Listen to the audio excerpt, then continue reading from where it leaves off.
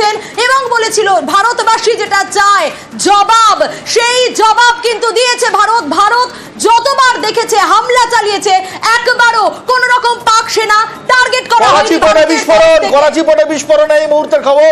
করাচি পোর্টে পরপর 12টা বিস্ফোরণ, পরপর 12টা বিস্ফোরণ করাচি পোর্টে। আমরা যে খবর কিছুক্ষণ আগেও দিচ্ছিলাম, আইএনএস বিক্রান্ত তার থেকে উড়েছে মিগ এবং করাচি পোর্টে পরপর 12টা বিস্ফোরণ পাক সেনাঘাঁটি লক্ষ্য করে। সুতরাং এই যে অল আউট আকাশ, Indian air force, Indian navy, Indian army, তিনটে জায়গা থেকেই অ্যাটাক শুরু হয়ে গেছে। করাচি পোর্টে পরপর বিস্ফোরণ, 12টি বিস্ফোরণ, অল আউট অ্যাটাক করছেন ভারতীয় সেনাবাহিনী। আইএনএস বিক্রান্ত থেকে করাচির পাক সেনাবাহিনীর ঘাঁটিগুলো লক্ষ্য করে একের পর এক দূরপাল্লার ভারী ক্ষেপণাস্ত্র ছুড়ল ভারতীয় নৌবাহিনী। অল আউট যুদ্ধ, যে ছবি আমরা, যেই আপডেট পাচ্ছি, স্থল জল বায়ু তিন দিক থেকেই সরাসরি চাপে এই মুহূর্তে পাকিস্তান। পালিয়ে বাঁচবে কোথায়? পাকিস্তানের অস্তিত্ব এই পরিস্থিতিতে আগামী দিনে থাকবে কিনা, সেটাই তো লাখ টাকার প্রশ্ন। একদম রুমেলা, একদম পাকিস্তান ঋণ ভারে জর্জরিত, IMF এর ধারের টাকায় সংসার চলে।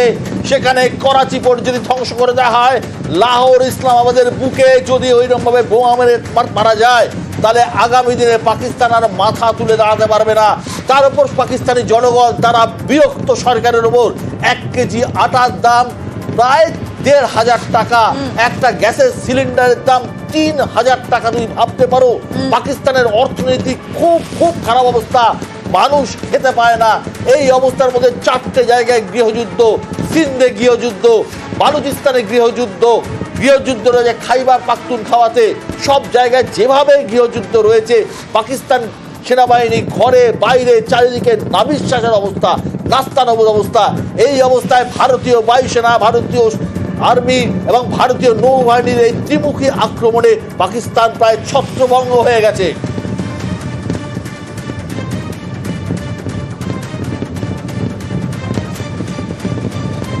এবং ইতিমধ্যেই যে খবর আমরা কিছুক্ষণ আগেও দিচ্ছিলাম, ভারতের নয়াদিল্লিতে, রাজধানী নয়াদিল্লিতে ইন্ডিয়া গেটের আশেপাশে কাউকে ভিড়তে দেওয়া হচ্ছে না। ইন্ডিয়া গেটের সামনে পুরো খালি করে দেওয়া হয়েছে।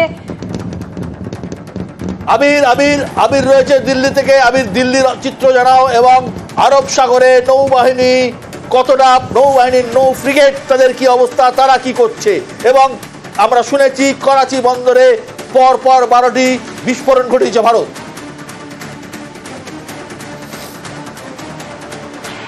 দেখো, কিছুদিন আগেই, 2 দিন আগেই ভারতের কাছে রিপোর্ট এসেছিল যে করাচি বন্দরে তুরস্কের যুদ্ধজাহাজ TCG বাইকাদা সেটা গিয়ে পৌঁছেছে এবং সেটা কয়েকদিন পর্যন্ত করাচি বন্দরেই থাকবে। এবং আজকে সকালবেলা দেখতে পাওয়া গিয়েছিল যে পাক প্রধানমন্ত্রীর তরফ থেকে তুরস্কের সাথে কথা বলা হচ্ছিল এবং তারা যাতে পাশে থাকেন এবং পাশে রয়েছেন এই বার্তা নিয়ে চাওয়া হচ্ছিল। এবং কয়েকদিন আগেই ইসলামাবাদে অবতরণও করেছিল হচ্ছে তুরস্কের একটি যুদ্ধবিমান C-130। ফলে করাচি বন্দরকে যেটাকে ডিস্ট্রয় করে দেওয়ার বা গুড়িয়ে দেওয়ার যে তথ্য পাওয়া যাচ্ছে, সেক্ষেত্রে ভারতের যে যুদ্ধজাহাজ, সেই যুদ্ধজাহাজ সব থেকে বেশি ভূমিকা গ্রহণ করেছে। আইএনএস বিক্রান্ত। আবির, তুমি একটু থামো। করাচির ছবি, করাচির বিস্ফোরণের ছবি, করাচির অবস্থা। রাতের আকাশে লাল হয়ে গেছে, রাতের আকাশ, অকাল দিওয়ালি চলছে করাচিতে। করাচির ছবি দেখতে পাচ্ছি আবির, করাচি পোর্টের ছবি। হ্যাঁ আবির, বলো। কিছুদিন আগে এটা অসমর্থিত সূত্রের খবর ছিল যে পাকিস্তানের বিভিন্ন, করাচি যেটা শিয়ালকোট, লোকেটার দাও প্লিজ।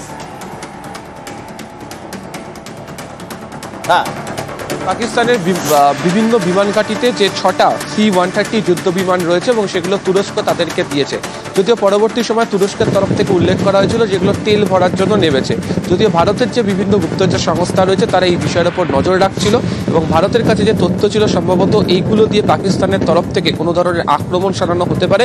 এবং সেই কারণেই হচ্ছে আরব সাগরে ভারতের তরফ থেকে আগে থেকে বিভিন্ন যে যুদ্ধ জাহাজ তা মোতায়েন করা হয়। এবং আজকে সন্ধ্যের পর থেকে INS বিক্রম থেকে একের পর এক অপারেশন চালিয়ে যাওয়া হয়েছে এবং তারই প্রেক্ষিতে এই করাচি পোর্টের এই অবস্থা, যে ছবি আমরা দর্শকদেরকে দেখাচ্ছি, সেই অবস্থা হয়ে দাঁড়িয়েছে। এর পাশাপাশি হচ্ছে যে কচ্ছ, সেই জায়গাতেও ভারতের যে যুদ্ধজাহাজের তরফ থেকে কড়া নজরদারি রাখা হয়েছে এবং সেখানেও একাধিক ভারতীয় বায়ুসেনার যে বিমান তা কার্যত আকাশে চক্কর কাটছে। ফলে পশ্চিম সীমান্তের দিকে যে জায়গা যেখানে বারবার ধরে পাকিস্তান হামলা করার চেষ্টা করেছিল, সেটা কার্যত ব্যর্থ করে দিল হচ্ছে ভারতের নৌসেনারা। তার মানে আবির তুমি যা বলতে চাইছো, তুরস্কের যুদ্ধ জাহাজ করাচি পোর্টে থাকাকালীন ভারত করাচি পোর্টে অ্যাটাক করলো, অর্থাৎ করাচি পোর্টে অ্যাটাক করে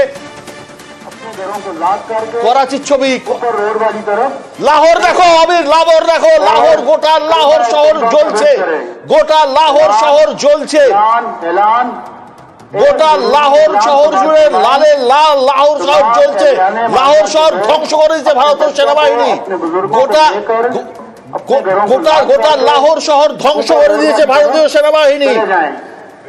और कलमा तैयबा का विद करें। ऐलान ऐलान ऐलान एक जरूरी ऐलान समाअत फरमाएं।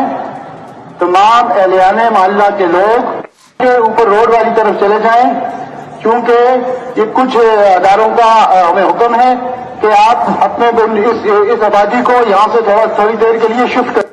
अपने बच्चों को, अपने बुजुर्गों को लेकर अपने घरों को लॉक करके ऊपर रोड वाली तरफ चले जाएं और कलमा तैयबा का विद करें।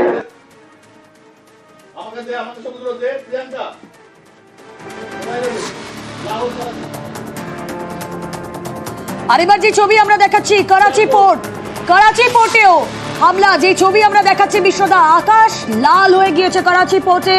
আইএনএস বিক্রান্ত, তার থেকে ওরা মিগ, আর তারপরই 8 থেকে 12টা পর পর পর পর হামলা, পর পর বিস্ফোরণের শব্দে কেঁপে উঠেছে করাচি পোর্ট।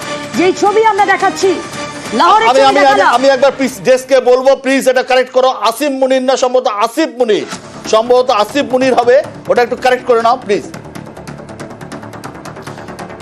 করাচি, লাহোর, ইসলামাবাদ, সিয়ালকোট আগুনে আকাশ লাল হয়ে গেছে। কোথায় গেলেন সেনা প্রধান? কোথায় গেল আসিফ মুনির, জেনারেল আসিফ মুনির? তিনি কি পালাচ্ছেন? ऐलान ऐलान ऐलान एक जरूरी ऐलान समाअत फरमाएं। तमाम एहलियाने मोहल्ला के लोग के ऊपर रोड वाली तरफ चले जाएं, क्योंकि ये कुछ अदारों का हमें हुक्म है कि आप अपने इस आबादी को यहाँ से थोड़ी देर के लिए शिफ्ट करें। अपने बच्चों को, अपने बुजुर्गों को लेकर अपने घरों को लॉक करके ऊपर रोड